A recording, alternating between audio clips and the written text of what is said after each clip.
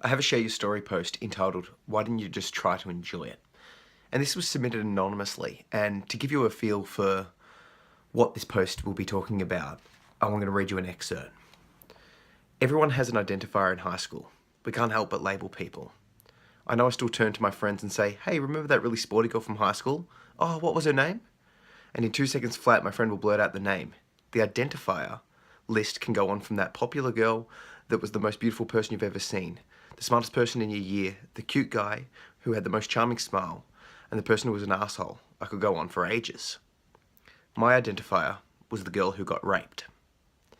Now, obviously this post is maybe triggering to some people, but the bravery that the author shares in sharing her story is incredible. She uses her diary entries from the time of the event, and just take a read because it was moving. I was in tears, and I couldn't.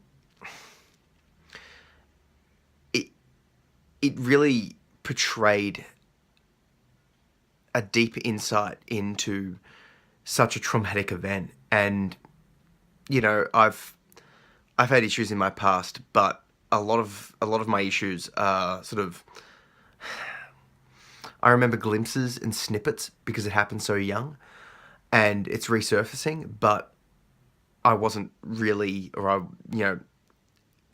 don't really have that present state adult memory of the event, but this story does.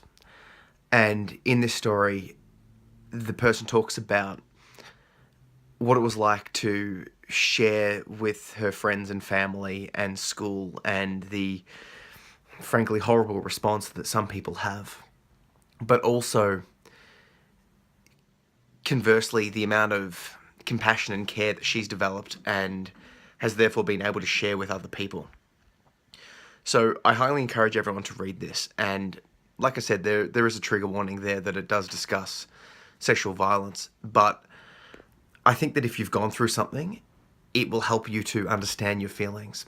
And more than that, if you know someone that is struggling with dealing with their own issues in relation to this area, maybe if you read it, it will help you to understand what they've gone through, because by reading this story, you get a really good insight into the mindset and the confusion and that sort of stuff, that it takes you beyond, I don't want to say cliche, but you get a deeper insight into the mindset, and it's a good look, and it will give you a good understanding. So please, for yourself, for other people, have a look. And with this in mind, if you have a story that you want to share, please make contact with me on social media at Zach P. Phillips. I'm on Twitter, Instagram, and Facebook, or you can head over to my website at zachary-phillips.com/share-your-story and connect with me through there. And the stories don't have to be of this sort of nature. It can be of anything. And what I mean by that is I'm inviting people to share their story that people that aren't living it wouldn't really understand or wouldn't know about, or that they think the world would benefit from hearing. So if you've got a story you want to share, please head over, check out the other stories that are up, check out this one, and consider sharing your own.